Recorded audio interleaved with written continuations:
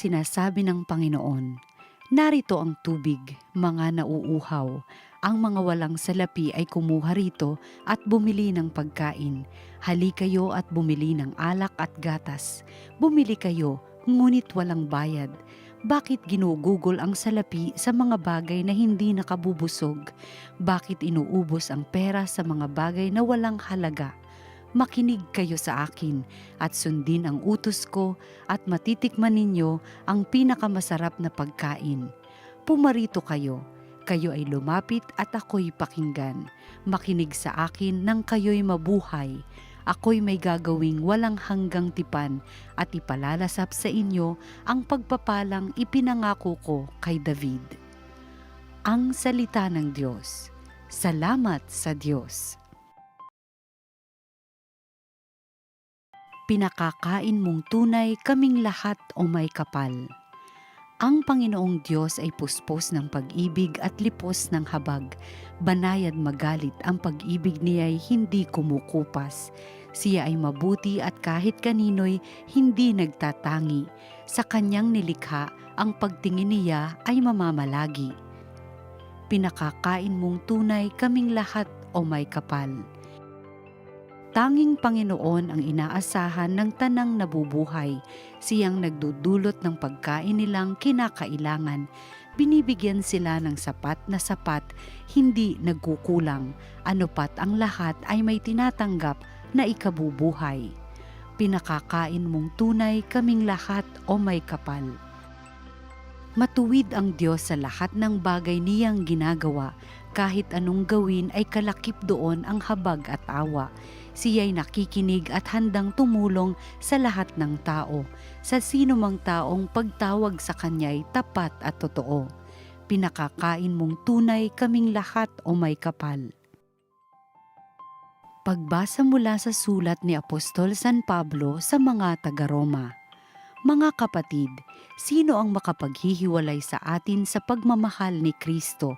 Ang paghihirap ba, ang kapighatian, ang pag-uusig, ang gutom, ang kahubaran, ang panganib o ang tabak? Hindi.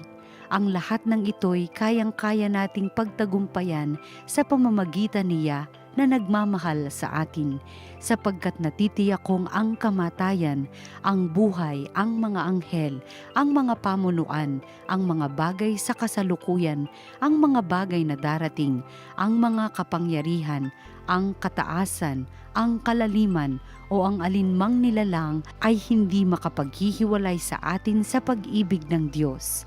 Pag-ibig na ipinadama niya sa atin sa pamamagitan ni Kristo Jesus na ating Panginoon. Ang salita ng Diyos. Salamat sa Diyos. Ang mabuting balita ng Panginoon ayon kay San Mateo. Noong panahong iyon, nang marinig ni Jesus ang pagkamatay ni Juan Bautista, siya'y sumakay sa isang bangka at nag-iisang pumunta sa isang ilang na lugar. Nang mabalitaan naman iyon ng mga tao, sila'y lumabas ng bayan at lakad na sumunod sa kanya. Paglunsad ni Jesus sa dalampasigan, nakita niya ang napakaraming taong yaon. Nahabag siya sa kanila at pinagaling niya ang mga may sakit na dala nila. Nang dapit hapon ay lumapit sa kanya ang mga alagad. Sinabi nila, "Ilang ang pook na ito at malapit nang lumubog ang araw. Papuntahin na po ninyo sa mga nayon ang mga tao upang makabili ng kanilang makakain." Hindi na sila kailangang umalis pa, sabi ni Jesus. "Kayo ang magbigay sa kanila ng makakain." Sumagot sila, "Lilima po ang tinapay at dadalawa ang isda natin. Dalhin ninyo rito," sabi niya. Pinaupo niya sa damuhan ang mga tao, kinuha ang 5 tinapay at 2 isda. Tumingala siya sa langit at nagpasalamat sa Diyos. Pinagpira-piraso niya ang mga tinapay at iniutos sa mga alagad na ipamigay iyon sa mga tao. Kumain silang lahat at nabusog.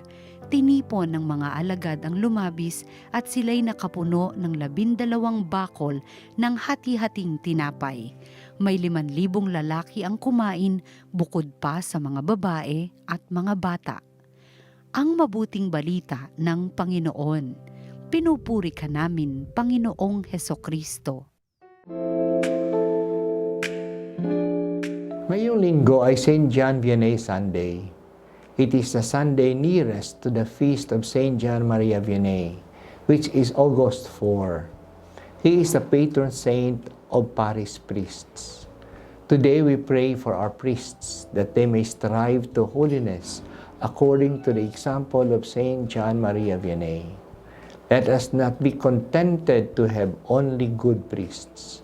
We want to have holy priests. So let us also contribute for the ongoing formation and renewal of our priests. Ang mabuting balita sa atin ngayong linggo ay ang alok ng Panginoon sa pamamagitan ni Propeta Isaías. Ang mga walang salapi ay kumuha rito at bumili ng pagkain. Bumili kayo, ngunit walang bayad. Ang alok na ito ay tinupad ni Jesus sa ating Ebanghelyo. Ibig niyang pauwiin ng mga kasama ni Jesus ang mga tao kasi maggagabi na at upang sila ay kanya-kanya nang maghanap ng makakain. Ang utos ni Jesus ay maliwanag. Kayo ang magbigay sa kanila ng pagkain. Because of big problems and the lack of means, the usual solution is magkanya-kanyan lang. And we may be tempted to do the same these days. We are faced with big problems. The rising gasoline prices of basic needs, the joblessness of the people, the lack of food. The big temptation is kanya-kanya na lang tayo. Bahala na ang bawat isa maghanap ng pagkain. No, we hear the clear command of Jesus, give them something to eat. Ano ang may bibigay natin? Tayo nga ay hirap na. Ang mga businesses ay nalulugi na. We may repeat the words of the disciples. We have nothing but 5 fish and 2 loaves of bread. What is this for so many?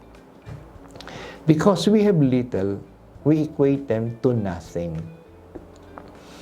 They are nothing compared to the great need.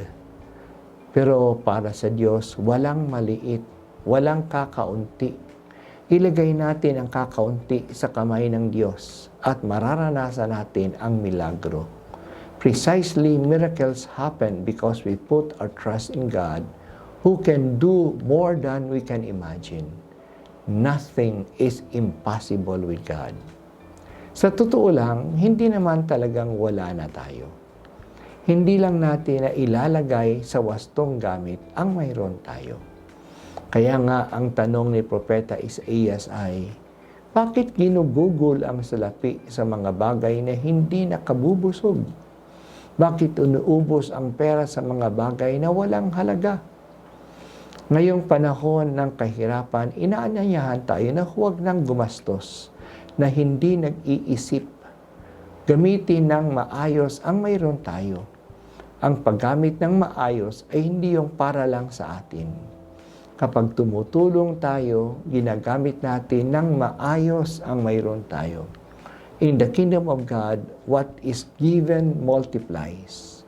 What is given returns to us. Yes, there is concrete hunger for material food. We cannot deny this.